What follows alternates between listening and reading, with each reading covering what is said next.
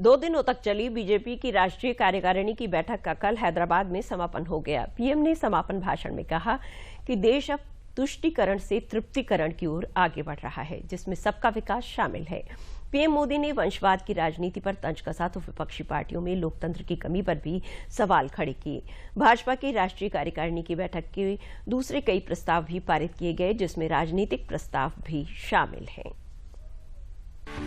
हैदराबाद में 2 दिनों तक चली बीजेपी राष्ट्रीय कार्यकारिणी की बैठक पीएम मोदी के समापन भाषण के साथ खत्म हो गई। पूर्व केंद्रीय मंत्री और भाजपा के वरिष्ठ नेता रविशंकर प्रसाद ने बताया कि पीएम मोदी ने बहुत ही विस्तार से भाजपा के लिए अवसर, भाजपा के विकास की यात्रा, भाजपा का भविष्य और देश के प्रति दायित्व के बारे में बात की। पीएम मोदी ने तुष्टीकरण से तृप्तिकरण का आह्वान किया। उन्होंने विभिन्न दलों के बारे में बात की जो अपने अस्तित्व के लिए लड़ रहे हैं।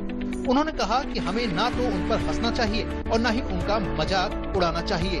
इसके बजाय हमें उनसे सीखना चाहिए और ऐसी हरकतों से बचना चाहिए जो उन्होंने की है। प्रधानमंत्री ने 2 बातें बहुत रोचक कही इसमें। Our approach should be P2 to G2, pro people, proactive governance. प्रधानमंत्री जी ने एक और बात कही कि हमारा दूसरा लक्ष्य क्या होना चाहिए। दूसरा लक्ष्य ये होना चाहिए कि हम देश के सामने ये स्पष्ट अपना आचरण रखें, फ्रॉम अपीजमेंट टू फुलफिलमेंट, तुष्टीकरण से तृप्तिकरण। बैठक में तेलंगाना के ज्वलंत मुद्दे पर अलग से चर्चा की गई। इसमें कुछ बातों पर चिंता जाहिर की गई कि आर्थिक, सामाजिक और राजनीतिक दृष्टिकोण से तेलंगाना कमजोर हुआ है और परिवारवाद, वंशवाद की चंगुल से तेलंगाना चला गया है। केंद्रीय मंत्री और भाजपा के वरिष्ठ नेता पीयूष गोयल ने कहा कि हैदराबाद नगर निगम के चुनाव और 2 सीटों के उपचुनाव में बीजेपी ने बढ़िया प्रदर्शन किया है। अब विधानसभा चुनाव में भी बीजेपी का प्रदर्शन शानदार रहेगा। बैठक में भरोसा जताया गया कि तेलंगाना की भ्रष्ट सरकार से राज्य की जनता को मुक्ति मिलेगी।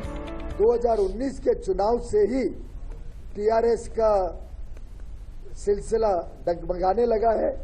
4 सांसद भाजपा के चुन के आए और उसके बाद से एक के बाद एक जो भाजपा की विजय होती जा रही है। आगे आने वाले दिनों में स्पष्ट हो चुका है कि तेलंगाना में बदलाव के बादल आ रहे हैं।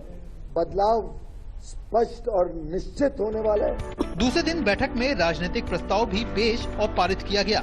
गृह मंत्री अमित शाह ने इस प्रस्ताव को पेश किया। प्रस्ताव में गुजरात दंगे को लेकर सुप्रीम कोर्ट के फैसले को ऐतिहासिक बताया गया। इसमें कांग्रेस पार्टी की राजनीति पर जमकर प्रहार किया गया। इसके साथ ही आदिवासी महिला द्रौपदी मुर्मू को एनडीए का राष्ट्रपति उम्मीदवार बनाने के फैसले की सराहना की गयी। प्रस्ताव में कहा गया कि पीएम मोदी की अगुवाई में देश तेजी से आगे बढ़ रहा है। आज दुनिया में भारत की साख बढ़ी है। प्रस्ताव में परिवारवाद और वंशवाद की राजनीति पर प्रहार करते हुए भविष्य में पश्चिम बंगाल, तेलंगाना जैसे राज्यों में बीजेपी की सफलता की उम्मीद भी जताई गई। Home Minister Amit Shah ji has said during this deliberation that Jatibad Bangsbad is the greatest scene, political scene. Era of Bangsbad will come to an end. And obviously Telangana will have a new government soon. गौरतलब है कि शनिवार को BJP की कार्यकारिणी की बैठक की शुरुआत हुई थी। इससे पहले राष्ट्रीय पदाधिकारियों की बैठक में रूपरेखा पर चर्चा भी हुई। जाहिर है कि तेलंगाना में हैदराबाद की धरती से बीजेपी का संदेश साफ है कि कांग्रेस सहित विपक्षी दलों की नकारात्मक राजनीति के बारे में जनता को जागरूक कर परिवारवाद, वंशवाद के खिलाफ लड़ाई को तेज करना है। साथ ही बूथ स्तर पर बीजेपी के संगठन को ज्यादा से ज्यादा सक्रिय बनाना है, जिससे पीएम मोदी की अगुवाई में केंद्र सरकार की कल्याणकारी नीतियों का अधिक से अधिक लाभ लोगों को मिले। इसके साथ ही बीजेपी को दक्षिण सहित देश के उन राज्यों में भी अधिक से अधिक मजबूती मिल सके जहां अभी तक पार्टी सत्ता में नहीं आ पाई है।